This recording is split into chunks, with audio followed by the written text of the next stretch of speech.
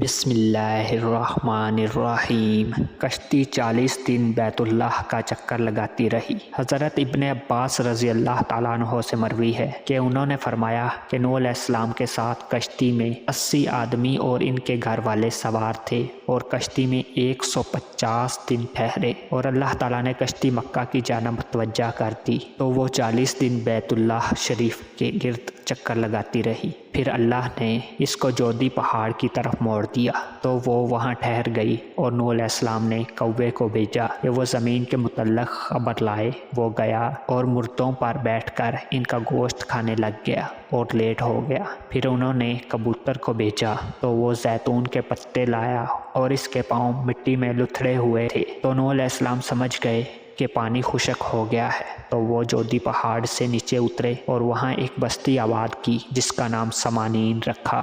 ایک دن وہ صبح اٹھے تو وہ 80 آدمی 80 زبانیں بول رہے تھے۔ ان میں سے ایک زبان عربی تھی۔ وہ ایک دوسرے کا کلام نہیں سمجھتے تھے اور نوح علیہ السلام ان کی ترجمانی کر رہے تھے۔ حضرت قتادہ رضی اللہ تعالیٰ عنہ وغیرہ فرماتے ہیں کہ نوح علیہ السلام ماہ رجب کی 10 تاریخ کو کشتی پر سوار ہوئے اور 150 دن چلتے رہے اور 1 مہینہ جودی پہاڑ پر رہے، اور محرم کی 10 تاریخ کو کشتی سے اترے۔ پھر ان سب نے اس دن روزہ رکھا، اور ابن جریر نے اس کے موافق ایک مرفوع روایت بھی بیان کی ہے۔ حضرت ابو ہریرہ رضی اللہ تعالیٰ عنہ سے مروی ہے کہ انہوں نے فرمایا کہ ایک دن نبی کریم صلی اللہ علیہ وآلہ وسلم یہود کی ایک جماعت کے پاس سے گزرے اور انہوں نے 10 محرم کا روزہ رکھا ہوا تھا۔ آپ نے دریافت فرمایا کہ یہ کیسا روزہ ہے؟ یہودیوں نے جواب دیا کہ یہ وہ دن ہے کہ جس میں اللہ تعالیٰ نے موسیٰ علیہ السلام اور بنی اسرائیل کو دریا سے نجات دی اور فرعون کو غرق کیا، اور یہی وہ دن ہے کہ جس میں نوح علیہ السلام کی کشتی جودی پہاڑ پر ٹھہری۔ اس لیے حضرت نوح علیہ السلام اور حضرت موسیٰ علیہ السلام نے شکرانے کے طور پر روزہ رکھا، تو نبی علیہ السلام نے فرمایا کہ میں تم سے موسیٰ کا زیادہ قریبی ہوں اور اس دن کے روزے کا زیادہ حقدار ہوں۔ اور آپ نے اپنے ساتھیوں کو کہا کہ جس شخص نے بغیر کھائے پیے صبح کی ہے وہ اپنا روزہ مکمل کرے، اور جس نے اپنی بیوی سے مباشرت کی ہے تو وہ اپنا باقی ماندہ دن اس طرح مکمل کرے۔ اور صحیح بخاری میں اس روایت کا ایک اور سند سے شاہد بھی ہے، اور اس میں نوح علیہ السلام کا ذکر غریب ہے۔ اور بات جاہل قسم کے لوگوں کا کہنا ہے کہ کشتی میں جو کچھ لوگوں کے پاس تھا وہ انہوں نے کھا لیا، اور ان کے پاس گندم کے دانے تھے، انہوں نے اسے پیسا اور نظر تیز کرنے کے لیے اسمد سرما لگایا، کیونکہ کشتی میں اندھیرا ہونے کی وجہ سے ان کی نظر کمزور ہو چکی تھی۔ یہ سب بیہودہ باتیں ہیں جو اسرائیلیات سے لی گئی ہیں، منقطع سندوں کے ساتھ جو قابل اعتماد نہیں ہیں۔ محمد بن اسحاق فرماتے کہ جب اللہ نے طوفان کو ختم کرنا چاہا تو اس نے روئے زمین پر ہوا چھوڑ دی، جس سے پانی رک گیا اور زمین کے چشمے ابلنا بند ہو گئے اور پانی کم ہونا شروع ہو گیا، یہاں تک کہ بالکل خشک ہو گیا۔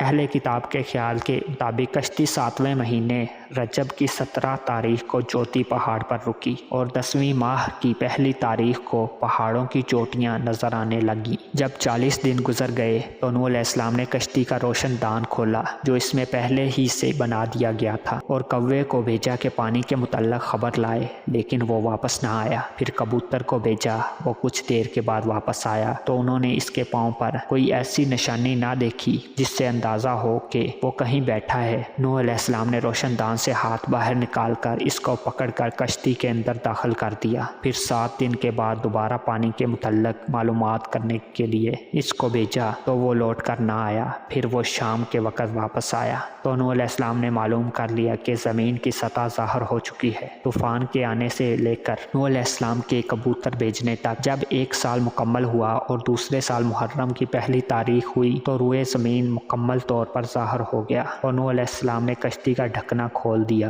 ابن اسحاق کی یہ روایت دراصل موجودہ تورات کا بیان ہے جو انہوں نے نقل کر دیا ہے۔ محمد بن اسحاق فرماتے ہیں کہ دوسرے سال کے دوسرے ماہ صفر کی 26 تاریخ کو کہا گیا، اے نوح، ہماری طرف سے سلامتی ہو اور ان برکتوں کے ساتھ اترو جو تجھ پر اور تیرے ساتھ بہت سی جماعتوں پر ہے، اور بہت سی وہ امتیں ہوں گی جنہیں ہم تھوڑا سا فائدہ دیں گے، پھر انہیں ہماری طرف سے دردناک عذاب پہنچے گا۔ اہل کتاب کے قول کے مطابق اللہ تعالیٰ نے نوح علیہ السلام سے فرمایا کہ تو نکل، تیری بیوی، تیرے بیٹے اور ان کی بیویاں بھی نکلیں، اور تمام چوپائے کشتی سے باہر نکل آئیں تاکہ نسل بڑھے اور پھیلے اور زمین میں انسانوں کی آبادی بڑھے۔ پس کشتی سے تمام جانور اور چرند پرند اور انسان اترے۔ پھر نوح علیہ السلام نے ایک ذبح خانہ بنایا اور تمام حلال چوپائے اور پرندے اللہ کے نام پر قربان کر دیے، اور اللہ تعالیٰ کی طرف سے نوح علیہ السلام سے وعدہ کیا گیا کہ آئندہ ایسا زبردست طوفان اہل زمین پر نہیں آئے گا، اور اس وعدے کی یادگار کے طور پر اللہ تعالیٰ نے قوس و قزح کی علامت بنا دی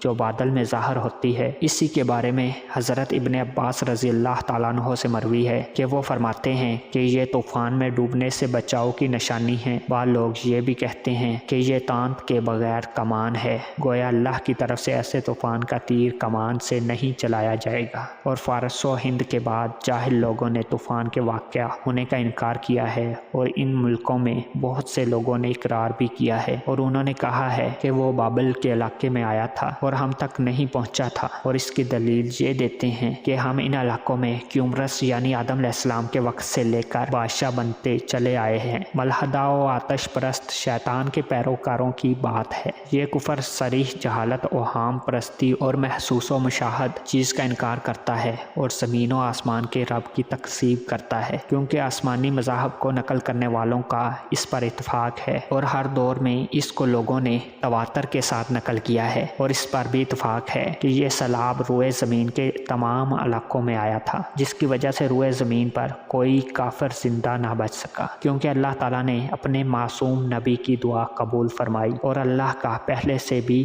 فیصلہ یہی تھا۔